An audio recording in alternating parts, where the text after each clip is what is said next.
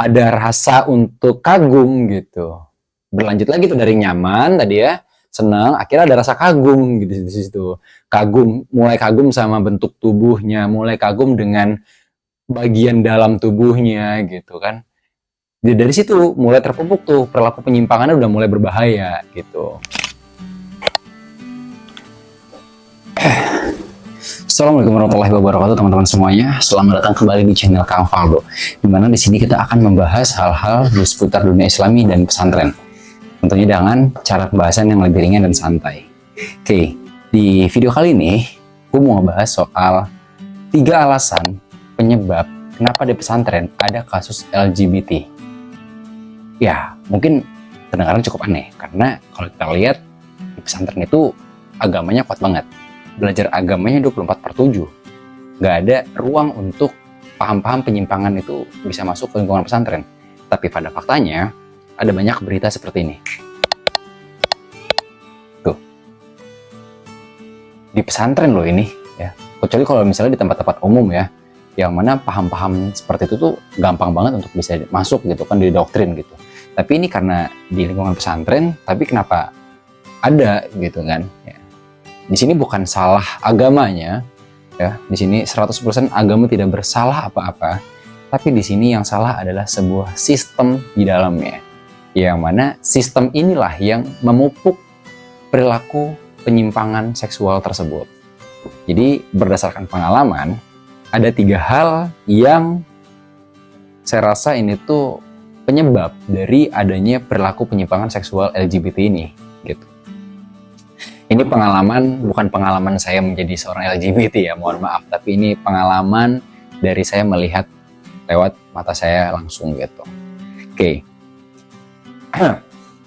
Kita bahas dari poin pertama, yaitu adalah penyebab pertama yang memunculkan perilaku penyimpangan seksual LGBT adalah itu karena intensitas bertemu lawan jenis yang kurang, bahkan tidak ada sama sekali. Nggak sedikit pesantren di Indonesia itu yang kalau kita perhatikan jarak antara pesantren putri dan pesantren putranya itu sangat jauh, bahkan beda komplek gitu, tidak berada dalam satu komplek yang sama, sehingga manajerialnya berbeda, sistemnya berbeda, pemimpin di setiap pesantrennya pun berbeda, baik yang di putri maupun di putra tuh udah berbeda sistemnya sama sekali, sehingga apapun kegiatan yang mereka lakukan nantinya di pesantren yaitu ya hanya berkutit di lingkungan mereka aja, di putri ya putri, di putra ya putra gitu. Jadi benar-benar selama mereka di pesantren itu terpisah dari yang namanya melihat lawan jenis gitu. Bahkan untuk saat perpulangan pun ya gitu sangat-sangat dijaga ketat gitu supaya tidak terjadi namanya pertemuan antara ikhwan dan akhwat gitu. Makanya ini menjadi salah satu faktor ya. Kenapa saya bisa bilang menjadi salah satu faktor? Karena ketika kita sering bertemu dengan teman kita yang sesama jenis gitu ya, sekamar sama kita gitu, dia baik sama kita, dia care sama kita, dia peduli sama kita, di situ kadang mulai muncul sebuah rasa nyaman. Dimulai dari rasa nyaman dulu biasanya. Rasa nyaman, ngobrol sama dia, rasa senang ketika kita apa-apa bareng sama dia, dan mulai berbahaya ketika kita mulai ngerasa nggak nyaman ketika dia akrab sama orang lain.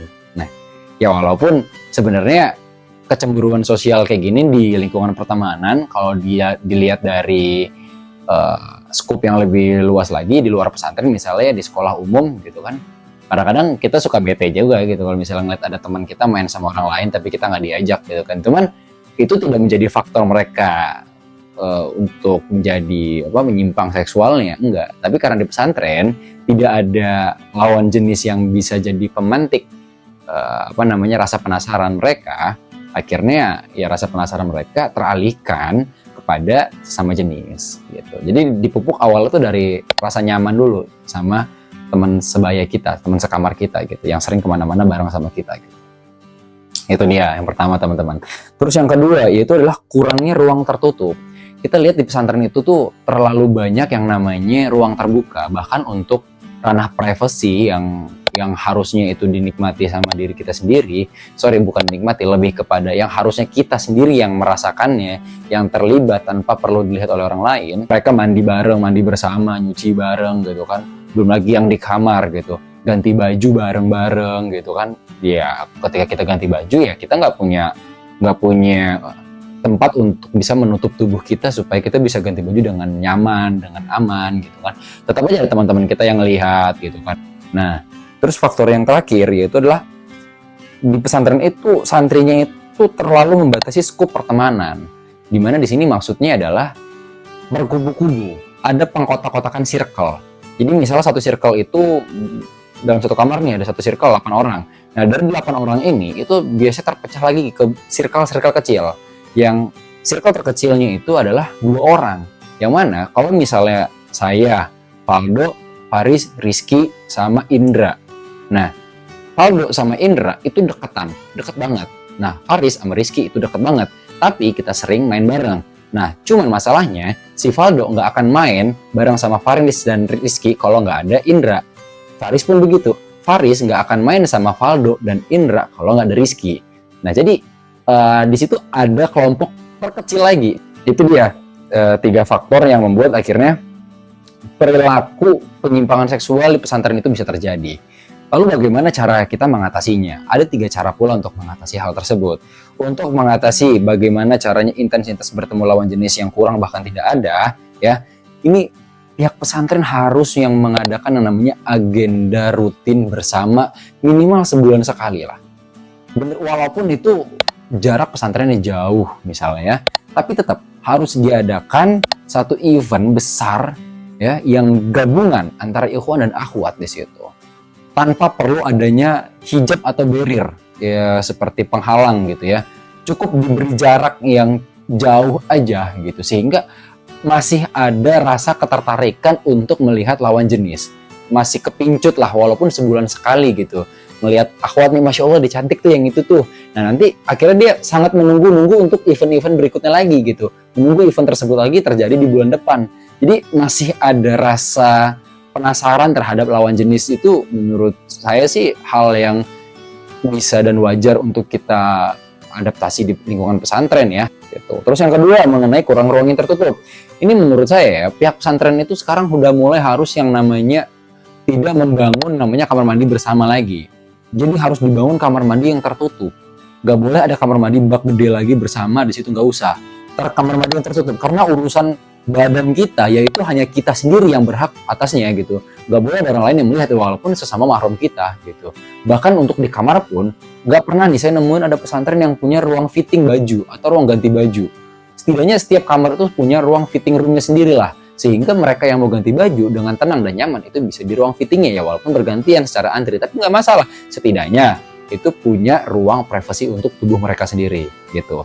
Terus yang ketiga mengenai skup pertemanan yang dibatasi oleh pesantrinya sendiri. Nah ini kalau menurut saya kita harus lebih rutin lagi yang namanya switch anggota kamar. Jadi anggota kamar di pesantren itu jangan per semester digantinya, tapi kalau bisa per 2 bulan sekali atau bahkan kalau pesantrennya mau repot per sebulan sekali. Supaya apa? Supaya teman-teman di pesantren itu nggak berteman dengan orang-orang yang ada di kamar itu aja. Mereka bisa pergi dan bermain sama siapapun nantinya. Punya banyak teman yang akrab, punya banyak teman yang mereka percayai di pesantren yang buat mereka nyaman tuh ada banyak gitu. Sehingga nggak cuma nyaman dengan satu orang aja gitu teman-teman semuanya. Jadi itu tadi 3 alasan penyebab di pesantren adanya kasus LGBT. Ya gue sih berharapnya kedepannya nanti kayak gini-gini tuh udah nggak ada lagi ya, dan saya harap pesantren itu bisa lebih bijak lagi dalam menyikapi hal tersebut dan lebih aware tentunya kepada santrinya. Apalagi pesantren-pesantren yang jumlah santrinya itu sampai ratusan bahkan ribuan, sulit banget untuk dikontrol. Perlu banget nih namanya pembinaan untuk pendampingan urusan seksualitas yang kayak gini. Oke, sekian aja videonya teman-teman ya. Semoga bermanfaat apa yang saya bahas di video ini. Buat teman-teman yang mau diskusi, boleh banget kita diskusi dengan santai dan sopan di kolom komentar teman-teman ya. Kalau gitu, sampai berjumpa di video selanjutnya. Assalamualaikum warahmatullahi wabarakatuh.